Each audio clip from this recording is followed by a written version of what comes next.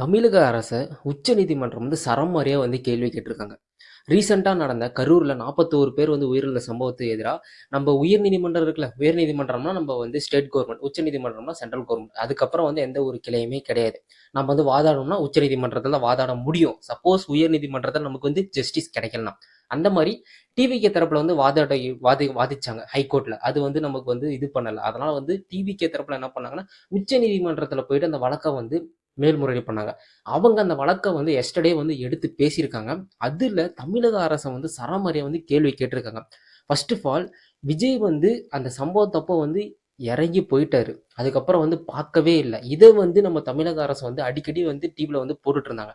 அதுக்கு பின்னாடி ரீசன் என்ன இருக்குன்னு கேட்டீங்கன்னா, காவல்துறை இருக்குல்ல, அது கரூர் காவல்துறை ஃபோன் பேசியிருக்காங்க. யாருக்கிட்ட? விஜய் கிட்ட அவங்களோட அசிஸ்டன்ட்டை ஃபோன் பேசி, நீங்க கரூர்ல இருக்காதீங்க, நீங்க உடனே சென்னைக்கு போயிருங்க அப்படின்னு சொன்னதே கரூர் காவல்துறைகளாம். இதை வாய்ஸ் ரெக்கார்டோட, ஃபோன் ரெக்கார்டோட உச்சநீதிமன்றத்தை சமர்ப்பணம் பண்ணியிருக்காங்க. இதை சரமாரியா கேள்வி கேட்டிருக்காங்க.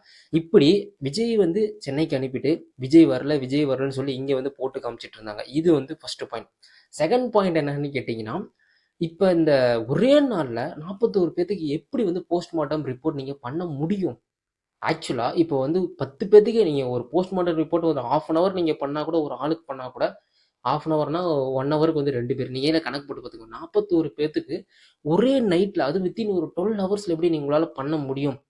அது மட்டும் இல்லாம அந்த டாக்டர்ஸ், அதாவது போஸ்ட்மார்ட்டம் ரிப்போர்ட் பண்ற ஸ்பெஷலிஸ்ட் டாக்டர்ஸ் பண்ணாங்களா அப்படின்னு சொல்லி உச்சநீதிமன்றம் சரமாரியா கேள்வி கேட்டிருக்காங்க. இந்த 2 பாயிண்ட்டும் மிக முக்கியமா தமிழக அரசு கிட்ட உச்சநீதிமன்றம் கேள்வி கேட்டிருக்காங்க.